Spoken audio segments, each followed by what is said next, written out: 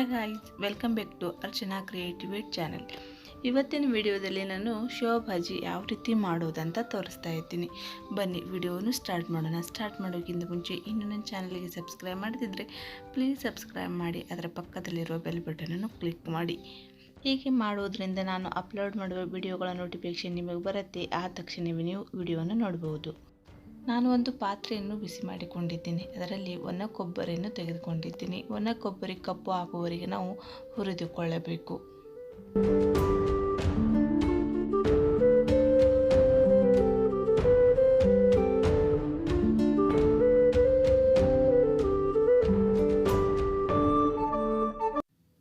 ಕಪ್ಪಾದ ಮೇಲೆ ನಾವು ಕೊಬ್ಬರಿಯನ್ನು ತೆಗೆದುಕೊಳ್ಳಬೇಕು. ಇದೇ ಬಾಣಲೆಯಲ್ಲಿ 2 ಚಮಚ ಎಣ್ಣೆಯನ್ನು ಹಾಕಿಕೊಳ್ಳಬೇಕು. ಅದರಲ್ಲಿ ನಾವು ಈರುಳ್ಳಿಯನ್ನು ಕೂಡ ಹಾಕಿಕೊಂಡು ಈರುಳ್ಳಿ ಕೂಡ ಕಪ್ಪಾಗುವವರೆಗೂ ನಾವು ಫ್ರೈ ಮಾಡಿಕೊಳ್ಳಬೇಕು.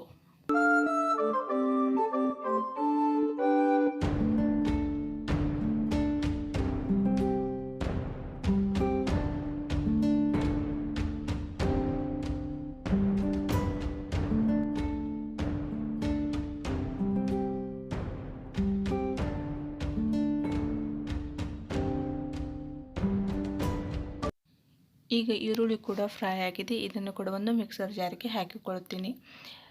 ಹಸಿ ಶುಂಠಿ, ಬೆಳ್ಳುಳ್ಳಿ ಮತ್ತು ಒಣ ಕೊಬ್ಬರಿ ಮತ್ತು ಈರುಳ್ಳಿ ಎಲ್ಲವನ್ನು ಒಂದು ಮಿಕ್ಸರ್ ಜಾರಿಗೆ ಹಾಕ್ಕೊಂಡು ನುಣುಪಾಗಿ ನಾವು ಅರಿದುಕೊಳ್ಳೋಣ. ನೋಡಿ, ಈ ರೀತಿ ನಾವು ಅರಿದುಕೊಳ್ಳಬೇಕು.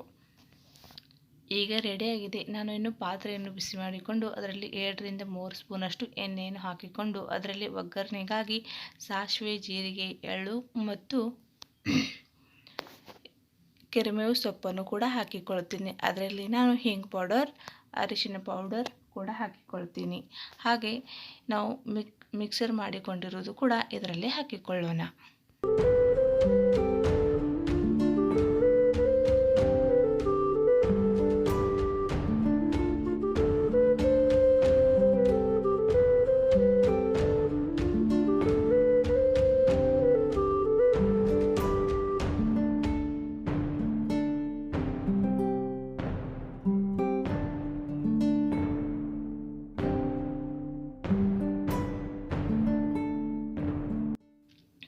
ಈಗ ಎಲ್ಲ ಚೆನ್ನಾಗಿ ನಾನು ಮಿಕ್ಸ್ ಮಾಡಿಕೊಂಡಿದ್ದೀನಿ. ಇದರಲ್ಲಿ ಶೇವ್ ಮಸಾಲ ರೆಡಿ ಮಾಡೋದು ಯಾವ ರೀತಿ ಅಂತ ಒಂದು ವಿಡಿಯೋದಲ್ಲಿ ತೋರಿಸಿದ್ದರೆ ಆ ವಿಡಿಯೋ ಲಿಂಕನ್ನು ಕೂಡ ಡಿಸ್ಕ್ರಿಪ್ಷನಲ್ಲಿ ಹಾಕಿರ್ತೀನಿ, ಚೆಕ್ ಮಾಡಿ.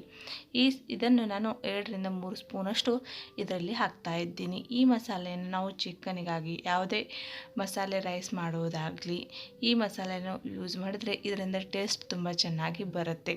ನಾನು ಇದರಲ್ಲಿ 2 ರಿಂದ 3 ಸ್ಪೂನನ್ನು ಹಾಕಿಕೊಂಡಿದ್ದೇನೆ. ಇದರಲ್ಲಿ ರುಚಿಗೆ ತಕ್ಕಷ್ಟು ಉಪ್ಪು, ಖಾರ ಮತ್ತು ಸ್ವಲ್ಪ ಬೆಲ್ಲವನ್ನು ಕೂಡ ಹಾಕಿಕೊಳ್ತಾ ಇದ್ದೀನಿ. ನಮಗೆ ಎಷ್ಟು ನೀರು ಬೇಕೋ ಅಷ್ಟನ್ನು ನಾವು ಹಾಕಿಕೊಂಡು ಇದನ್ನು ನಾವು ಒಂದು 10 ರಿಂದ 15 ನಿಮಿಷದವರೆಗೆ ಲೋ ಫ್ಲೇಮ್ನಲ್ಲಿ ಇಟ್ಟುಕೊಂಡು ಎಣ್ಣೆ ಬಿಡುವವರೆಗೆ ನಾವು ಇದನ್ನು ಕುದಿಸಿಕೊಳ್ಳಬೇಕು.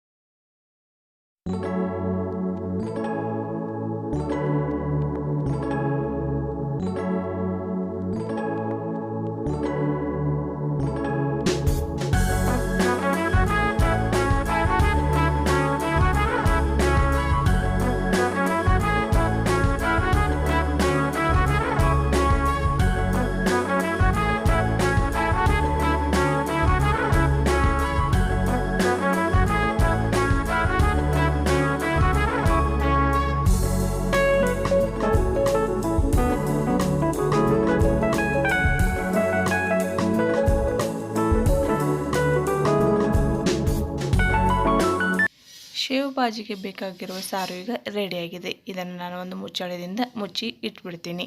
ಇನ್ನು ನಾವು ಊಟ ಮಾಡುವಾಗ ಇದನ್ನು ಸರ್ವ್ ಮಾಡಿಕೊಳ್ಬೇಕು. ಇದಕ್ಕೆ ಬೇಕಾಗಿರೋದು ಸಣ್ಣ ಶೇವ್. ಸಣ್ಣ ಅಂದರೆ ನಾವು ಪಾನಿಪುರಿಗೆ ಯೂಸ್ ಮಾಡ್ತೀವಲ್ಲ ಆ ಶೇವಲ್ಲ, ಅದಕ್ಕಿಂತ ಸ್ವಲ್ಪ ದೊಡ್ಡದಿರುತ್ತೆ ಆ ಶೇವು. ಇನ್ನು ನಾನು ರೆಡಿಯಾಗಿರುವ ಸಾರಿನಲ್ಲಿ ಊಟ ಮಾಡುವಾಗ ಇದನ್ನು ಸರ್ವ್ ಮಾಡ್ತೀನಿ. ನಮಗೆ ಎಷ್ಟು ಬೇಕೋ ಅಷ್ಟು ನೋಡಿ ನಾವು ಶೇವನ್ನು ತೆಗೆದುಕೊಳ್ಳಬೇಕು. ಅದನ್ನು ನಾವು ಸಾರಿನಲ್ಲೇ ಹಾಕಿಕೊಂಡು ಮಿಕ್ಸ್ ಮಾಡಬೇಕು. ಹಾಗೆ ಅದರಲ್ಲಿ ಕೊತ್ತಂಬರಿ ಸೊಪ್ಪನ್ನು ಕೂಡ ಹಾಕಿಕೊಳ್ಳಬೇಕು. ಈಗ ನಮ್ಮ ಶೇವ್ ಸಾರು ರೆಡಿಯಾಗಿದೆ. ಇದು ತುಂಬ ತಿನ್ನಲು ಕೂಡ ಟೇಸ್ಟಿಯಾಗಿತ್ತು. ಇದನ್ನು ನಾನು ಒಂದು ಬೌಲಿಗೆ ಸರ್ವ್ ಮಾಡಿಕೊಳ್ತೀನಿ. ಈ ರೆಸಿಪಿಯನ್ನು ನಾವು ಚಪಾತಿ ಜೊತೆ ರೊಟ್ಟಿ ಜೊತೆ ಸರ್ವ್ ಮಾಡಿದ್ರೆ ತುಂಬ ಟೇಸ್ಟಿಯಾಗಿ ಆಗ್ತದೆ. ಈ ವಿಡಿಯೋ ನೋಡಿದ್ರಲ್ಲ ಫ್ರೆಂಡ್ಸ್, ಈ ವಿಡಿಯೋ ಹೇಗೆ ಅನಿಸ್ತು ಎಂಬುದು ಕಮೆಂಟ್ ಸೆಕ್ಷನಲ್ಲಿ ತಿಳಿಸಿ. ಹಾಗೆ ಇಷ್ಟವಾದರೆ ಲೈಕ್ ಮಾಡಿ, ಶೇರ್ ಮಾಡಿ, ಹಾಗೆ ನನಗೆ ಕೂಡ ಸಪೋರ್ಟನ್ನು ಮಾಡೋದನ್ನು ಕೂಡ ಮರಿಬೇಡಿ. ಇದೇ ರೀತಿ ಮತ್ತೊಂದು ವಿಡಿಯೋ ಜೊತೆಗೆ ಸಿಗೋಣ. ಟೇಕ್ ಕೇರ್, ಬೈ ಬಾಯ್.